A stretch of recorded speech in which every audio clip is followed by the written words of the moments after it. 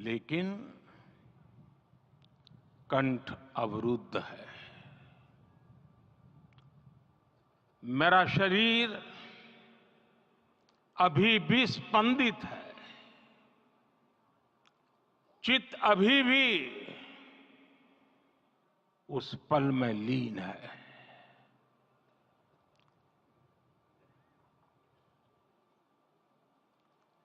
हमारे रामलला अब टेंट में नहीं रहेंगे।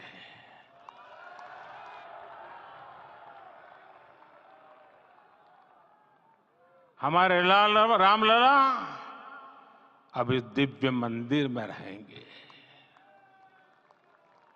मेरा पक्का विश्वास है, अपार श्रद्धा है कि जो घटित हुआ है इसकी अनुभूति देश के, विश्व के कोने कोने में राम भक्तों को हो रही होगी। ये क्षण अलौकिक है, ये पल पवित्रतम है। ये माहौल, ये वातावरण, ये ऊर्जा, ये घड़ी प्रभु श्री राम का हम सब पर आशीर्वाद है। 22 जनवरी 2024 का ये सूरज एक अद्भुत आभा लेकर आया है। 22 जनवरी 2024 ये कैलेंडर पर लिखी एक तारीख नहीं, ये एक नए काल चक्र का उद्गम है।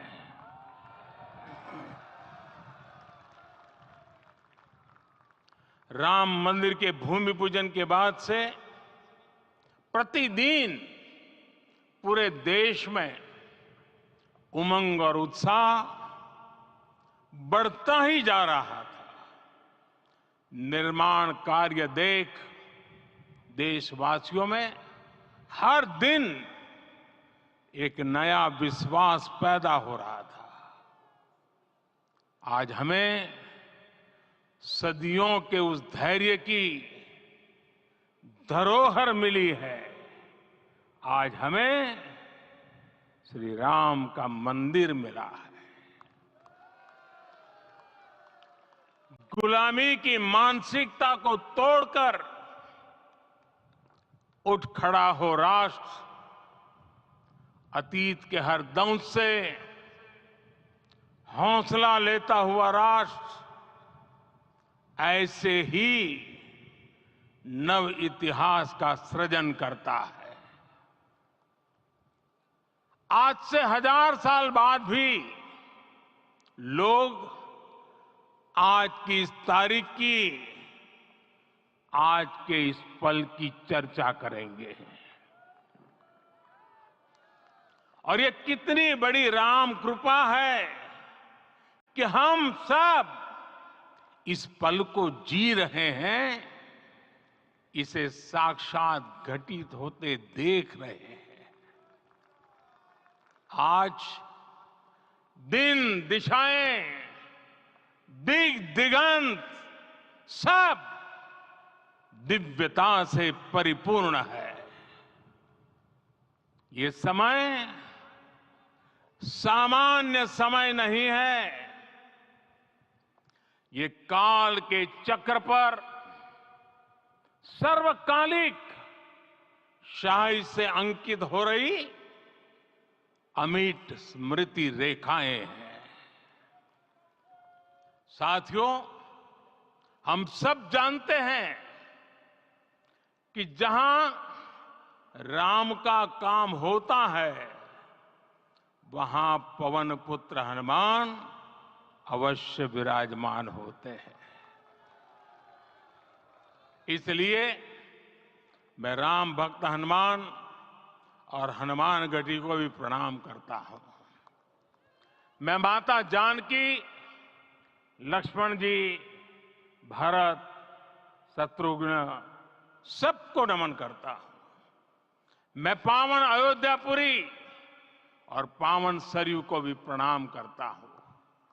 मैं इस पल दैवीय अनुभव कर रहा हूं कि जिनके आशीर्वाद से ये महान कार्य पूरा हुआ है। वे दिव्य आत्माएं, वे दैवीय विभूतियां भी इस समय हमारे आसपास उपस्थित है। मैं इन सभी दिव्य चेतनाओं को भी कृतज्ञता पूर्वक नमन करता हूं। मैं आज प्रभु श्री राम से क्षमा याचना भी करता हूं।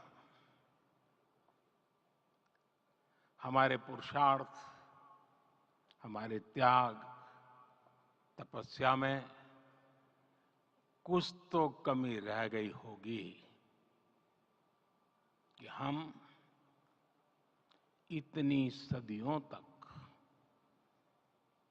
ये कार्य कर नहीं पाए। आज वो कमी पूरी हुई है।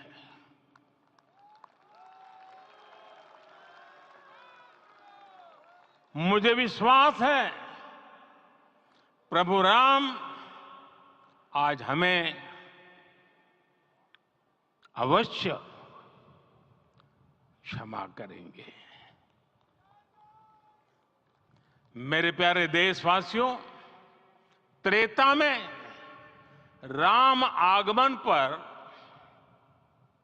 पूज्य संत तुलसीदास जी ने लिखा है, प्रभु बिलो की हर से पुरबासी, जनित वियोग विपत्ति समनासी। अर्थात प्रभु का आगमन देकर ही सब अयोध्यावासी, समग्र देशवासी हर्ष से भर गए। लंबे वियोग से जो आपत्ति आई थी उसका अंत हो गया। उस कालखंड में तो वो वियोग केवल 14 वर्षों का था। तब भी इतना असह्य था। इस युग में तो अयोध्या और देशवासियों ने सैकड़ों वर्षों का वियोग सहा है। हमारी कई कई पीढ़ियों ने वियोग सहा है।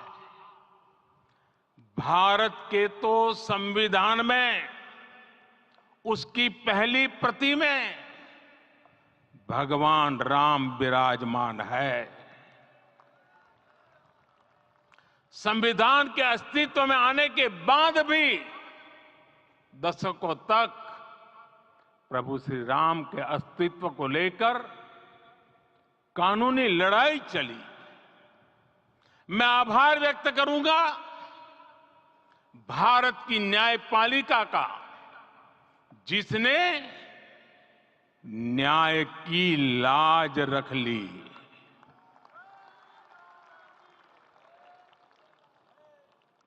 न्याय के पर्याय प्रभु राम का मंदिर भी न्यायबद्ध तरीके से ही बना। साथियों, आज गांव-गांव में एक साथ कीर्तन संकीर्तन हो रहे हैं। आज मंदिरों में उत्सव हो रहे हैं। स्वच्छता अभियान चलाए जा रहे हैं। पूरा देश आज दीपावली मना रहा है।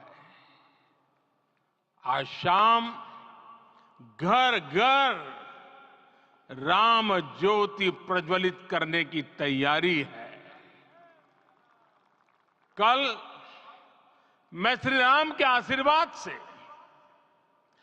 धनुषकोडी में राम सेतु के आरंभ बिंदु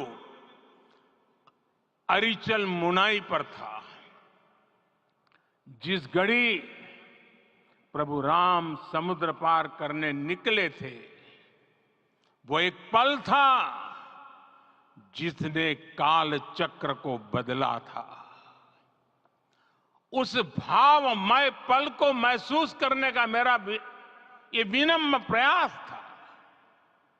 वहां पर मैंने पुष्प वंदना की। वहां मेरे भीतर एक विश्वास जगा कि जैसे उस समय काल चक्र बदला था, उसी तरह अब काल चक्र फिर बदलेगा और शुभ दिशा में बढ़ेगा। अपने 11 दिन के व्रत अनुष्ठान के दौरान मैंने उन स्थानों का चरण स्पर्श करने का प्रयास किया जहां प्रभु राम के चरण पड़े थे। चाहे वो नासिक का पंचवटी धाम हो, केरला का पवित्र त्रिपायर मंदिर हो, आंध्र प्रदेश में लेपाक्षी हो, श्रीरंगम में रंगनाथ स्वामी मंदिर हो, रामेश्वरम में श्री रामनाथ स्वामी मंदिर हो, या फिर धनुषकोडी। मेरा सौभाग्य है कि इसी पुनीत पवित्र भाव के साथ मुझे सागर से सरयू तक की यात्रा का अवसर मिला। सागर से सरयू तक हर जगह राम नाम का वही उत्सव भाव छाया हुआ है। प्रभु राम तो भारत की आत्मा के कण कण से जुड़े हुए हैं। राम भारतवासियों के अंतर मन में विराजे हुए हैं।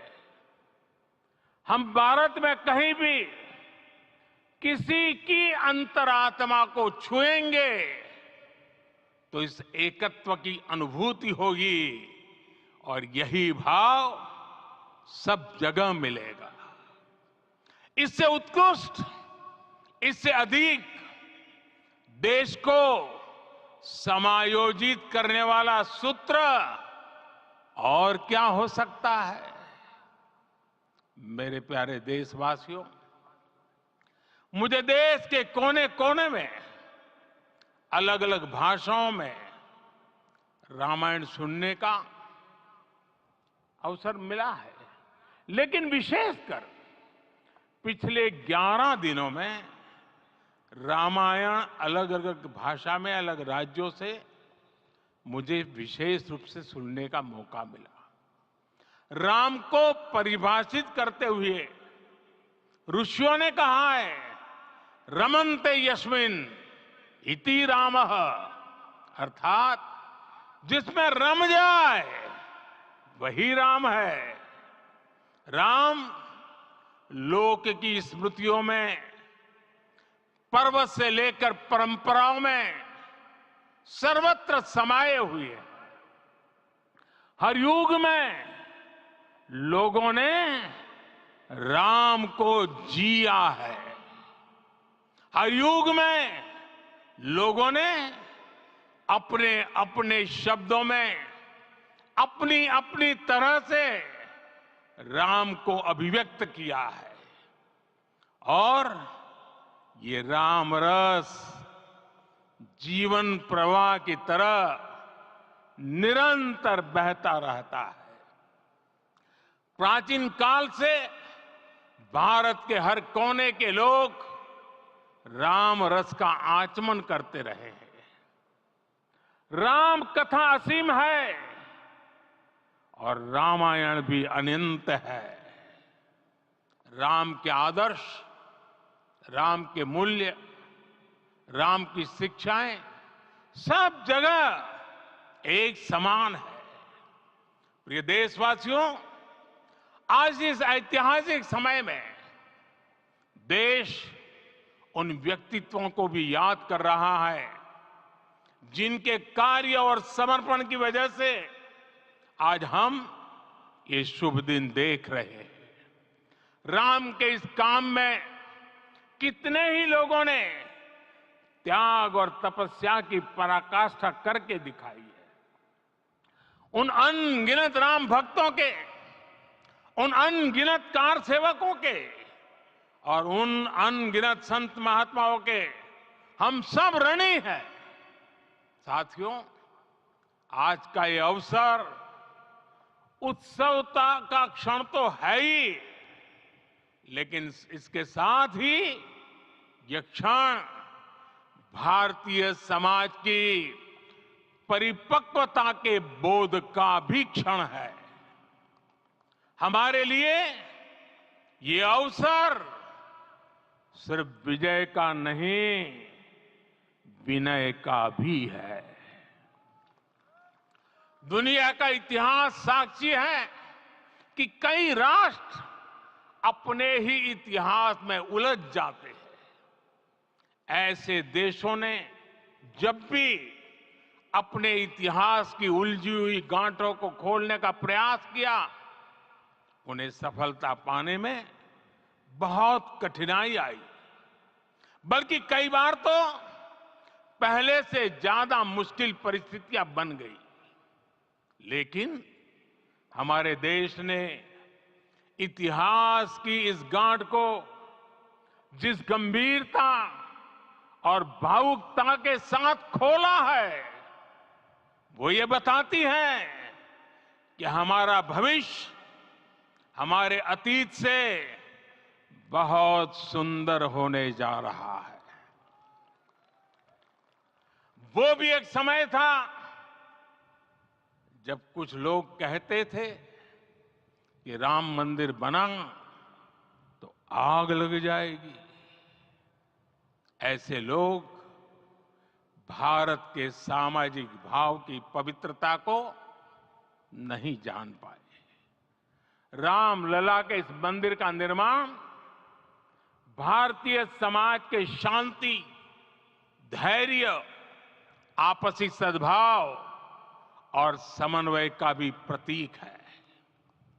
हम देख रहे हैं ये निर्माण किसी आग को नहीं, बल्कि ऊर्जा को जन्म दे रहा है। राम मंदिर समाज के हर वर्ग को एक उज्जवल भविष्य के पथ पर बढ़ने की प्रेरणा लेकर आया है। मैं आज उन लोगों से आह्वान करूंगा, आइए आप महसूस कीजिए, अपनी सोच पर पुनर्विचार कीजिए। राम आग नहीं है, राम ऊर्जा है। राम विवाद नहीं, राम समाधान है। राम सिर्फ हमारे नहीं है, राम तो सबके हैं। राम वर्तमान नहीं, सिर्फ वर्तमान ही नहीं, राम अनंत काल है। साथियों, आज जिस तरह राम मंदिर प्राण प्रतिष्ठा के इस आयोजन से पूरा विश्व जुड़ा हुआ है, उसमें राम की सर्वव्यापकता के दर्शन हो रहे हैं।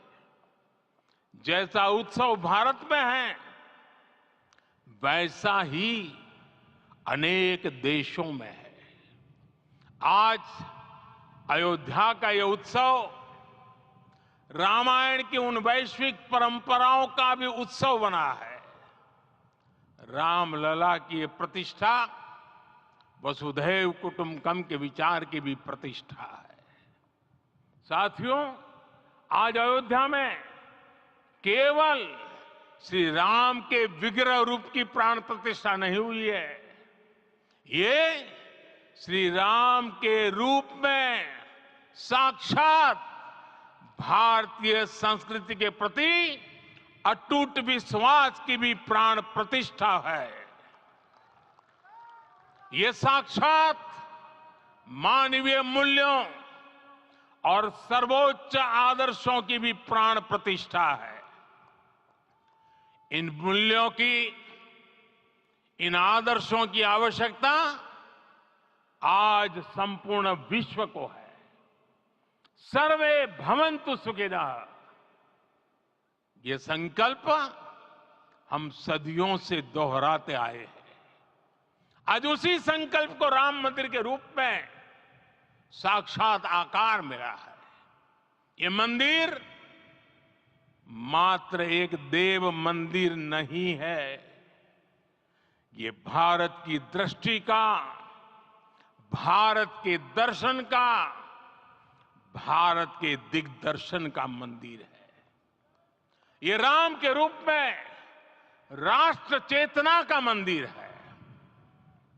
राम भारत की आस्था है, राम भारत का आधार है, राम भारत का विचार है, राम भारत का विधान है, राम भारत की चेतना है, राम भारत का चिंतन है, राम भारत की प्रतिष्ठा है, राम भारत का प्रताप है, राम प्रवाह है, राम प्रभाव है, राम नेति भी है, राम नीति भी है, राम नित्यता भी है, राम निरंतरता भी है, राम विभु है, विशद है, राम व्यापक है, विश्व है, विश्वात्मा है। और इसलिए जब राम की प्रतिष्ठा होती है तो उसका प्रभाव वर्षों या शताब्दियों तक ही नहीं होता, उसका प्रभाव हजारों वर्षों के लिए होता है। महर्षि वाल्मीकि ने कहा है, राज्यम 10 सहस्त्राणि प्राप्य वर्षाणि राघव, अर्थात राम 10,000 वर्षों के लिए राज्य पर प्रतिष्ठित हुए, यानी हजारों वर्षों के लिए राम राज्य स्थापित हुआ। जब त्रेता में राम आए थे तब हजारों वर्षों के लिए राम राज्य की स्थापना हुई थी। हजारों वर्षों तक राम विश्व पथ प्रदर्शन करते रहे थे। और इसलिए मेरे प्यारे देशवासियों, आज अयोध्या भूमि हम सभी से, प्रत्येक राम भक्त से, प्रत्येक भारतीय से कुछ सवाल कर रही है। श्री राम का भव्य मंदिर तो बन गया, अब आगे क्या? सदियों का इंतजार तो खत्म हो गया, अब आगे क्या? आज के इस अवसर पर जो दैवीय आत्माएं हमें आशीर्वाद देने के लिए उपस्थित हुई हैं, हमें देख रही हैं, उन्हें क्या हम ऐसे ही विदा करेंगे? नहीं, कदापि नहीं। आज मैं पूरे पवित्र मन से महसूस कर रहा हूं कि काल चक्र बदल रहा है। ये सुखद संयोग है कि हमारी पीढ़ी को एक कालजयी पथ के शिल्पकार के रूप में चुना गया है। 1000 वर्ष बाद की पीढ़ी राष्ट्र निर्माण के हमारे आज के कार्यों को याद करेगी। इसलिए मैं कहता हूं, यही समय है, सही समय है। हमें आज से, इस पवित्र समय से अगले 1000 साल के भारत की नींव रखनी है। मंदिर निर्माण से आगे बढ़कर अब हमें सभी देशवासी यहीं इस पल से समर्थ, सक्षम, भव्य, दिव्य भारत के निर्माण की सौगंध लेते हैं।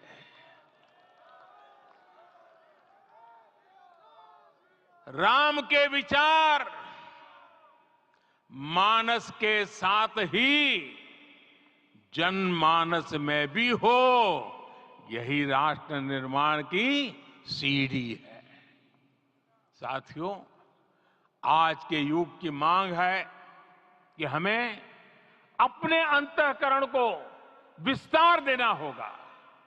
हमारी चेतना का विस्तार देव से देश तक, राम से राष्ट्र तक होना चाहिए। हनुमान जी की भक्ति, हनुमान जी की सेवा, हनुमान जी का समर्पण, ये ऐसे गुण हैं जिन्हें हमें बाहर नहीं खोजना पड़ता। प्रत्येक भारतीय में भक्ति, सेवा और समर्पण के भाव समर्थ, सक्षम, भव्य, दिव्य भारत का आधार बनेंगे। और यही तो है देव से देश और राम से राष्ट्र की चेतना का विस्तार। दूर सुदूर जंगल में, कुटिया में जीवन गुजारने वाली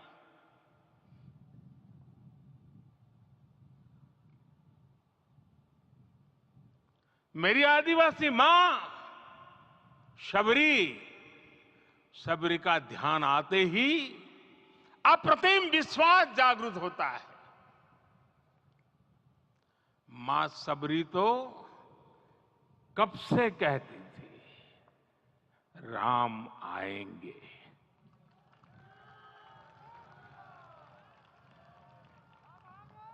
प्रत्येक भारतीय में जन्मा यही विश्वास समर्थ, सक्षम, भव्य भारत का आधार बनेगा। और यही तो है देव से देश और राम से राष्ट्र की चेतना का विस्तार। हम सब जानते हैं कि निषाद राज की मित्रता सभी बंधनों से परे है। निषाद राज का राम के प्रति सम्मोहन, प्रभु राम का निषाद राज के लिए अपनापन कितना मौलिक है।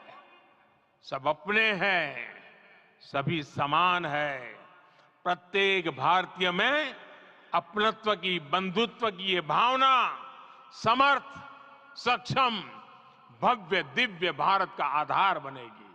और यही तो है देव से देश और राम से राष्ट्र की चेतना का विस्तार। साथियों, आज देश में निराशा के लिए रत्ती भर भी स्थान नहीं है। मैं तो बहुत सामान्य हूं, मैं तो बहुत छोटा हूं। अगर कोई ये सोचता है तो उसे गिलहरी के योगदान को याद करना चाहिए।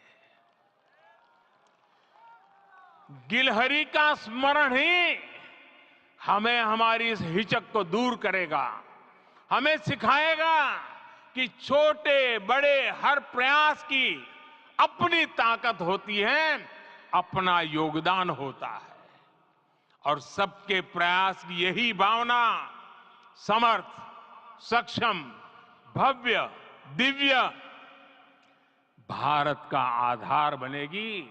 और यही तो देव से देश और राम से राष्ट्र की चेतना का विस्तार। साथियों, लंकापति रावण प्रकांड ज्ञानी थे, अपार शक्ति के धनी थे, लेकिन जटायु जी की मूल्य निष्ठा देखिए। वे महाबली रावण से भिड़ गए। उन्हें भी पता था कि वो रावण को परास्त नहीं कर पाएंगे, लेकिन फिर भी उन्होंने रावण को चुनौती दी। कर्तव्य की यही पराकाष्ठा समर्थ, सक्षम, भव्य, दिव्य भारत का आधार है। और यही तो है देव से देश और राम से राष्ट्र की चेतना का विस्तार। आइए हम संकल्प लें कि राष्ट्र निर्माण के लिए हम अपने जीवन का पल पल लगा देंगे। राम काज से राष्ट्र काज, समय का पल पल, शरीर का कण कण राम समर्पण को राष्ट्र समर्पण के ध्येय से जोड़ देंगे।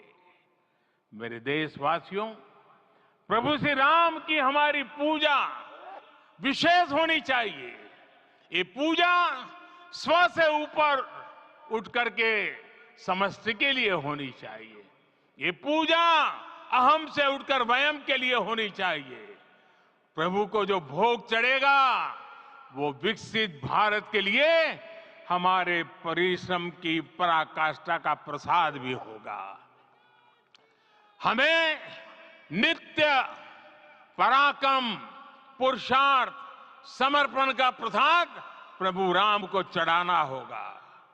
इनसे नित्य प्रभु राम की पूजा करनी होगी, तब हम भारत को वैभवशाली और विकसित बना पाएंगे।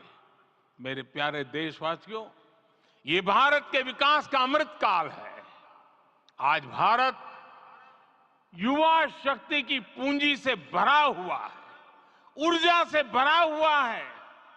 ऐसी सकारात्मक परिस्थितियां फिर न जाने कितने समय बाद बनेगी। हमें अब चूकना नहीं है, हमें अब बैठना नहीं है। मैं अपने देश के युवाओं से कहूंगा, आपके सामने हजारों वर्ष की परंपरा की प्रेरणा है। आप भारत की उस पीढ़ी का प्रतिनिधित्व करते हैं जो चांद पर तिरंगा लहरा रही है। वो 15 लाख किलोमीटर की यात्रा करके सूर्य के पास जाकर मिशन आदित्य को सफल बना रही है। जो आसमान में तेजस और सागर में विक्रांत का परचम लहरा रही है। अपनी विरासत पर गर्व करते हुए आपको भारत का नव प्रभात लिखना है। परंपरा की पवित्रता और आधुनिकता की अनंतता दोनों ही पथ पर चलते हुए भारत समृद्धि के लक्ष्य तक पहुंचेगा।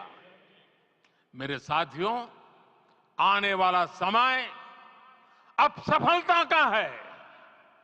आने वाला समय अब सिद्धि का है। ये भव्य राम मंदिर साक्षी बनेगा भारत के उत्कर्ष का, भारत के उदय का। ये भव्य राम मंदिर साक्षी बनेगा भव्य भारत के अभ्युदय का, विकसित भारत का। ये मंदिर सिखाता है कि अगर लक्ष्य सत्य प्रमाणित हो, अगर लक्ष्य सामूहिकता और संगठित शक्ति से जन्मा हो, तब उस लक्ष्य को प्राप्त करना असंभव नहीं है। ये भारत का समय है और भारत अब आगे बढ़ने वाला है। शताब्दियों की प्रतीक्षा के बाद हम यहां पहुंचे हैं। हम सब ने इस युग का, इस कालखंड का इंतजार किया है। अब हम रुकेंगे नहीं, हम विकास की ऊंचाई पर जाकर ही रहेंगे। इसी भाव के साथ रामलला के चरणों में प्रणाम करते हुए आप सभी को बहुत बहुत शुभकामनाएं। सभी संतों के चरणों में मेरे प्रणाम। सियावर रामचंद्र की, सियावर रामचंद्र की, सियावर रामचंद्र की।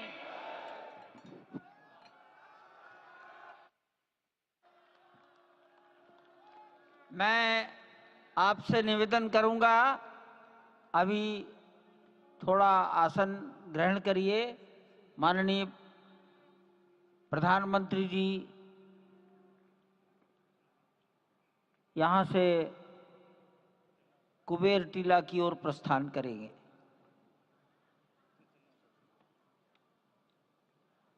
माननीय प्रधानमंत्री जी के यहाँ से स्थान से प्रस्थान के पश्चात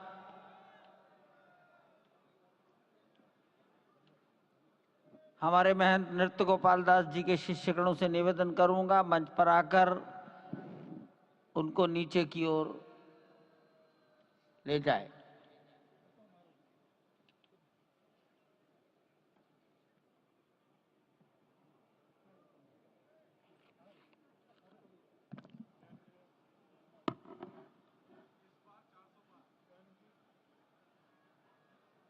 जानकी दास जी अब मंच पर आ जाइए।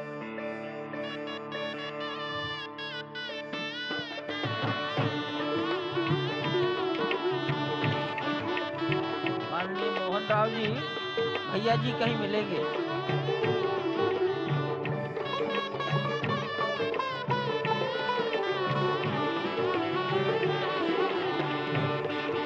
माननीय प्रधानमंत्री जी साधु संतों के निकट की ओर जा रहे हैं।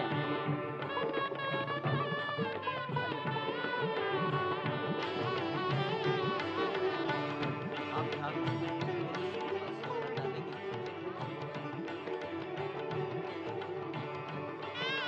माननीय प्रधानमंत्री जी बहुत निकट पहुंच गए हैं संत महापुरुषों के।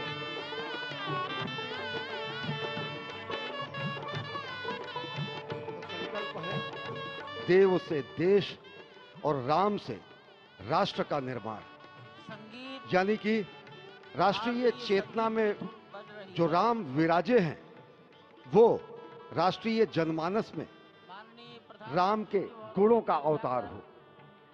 मानस में जो राम हैं उनके गुणों का भारत के जनमानस में अंगीकार हो। निश्चित तौर से राष्ट्र निर्माण के 1000 वर्षों का जो स्वप्न प्रधानमंत्री नरेंद्र मोदी ने दिखाया है वह निश्चित तौर से पूरी दुनिया के सामने भारत भारतीयता को नए रूप में व्याख्यायित करता है, सनातन संस्कृति को नए स्वरूप में व्याख्यायित करता है। हमारी ही संस्कृति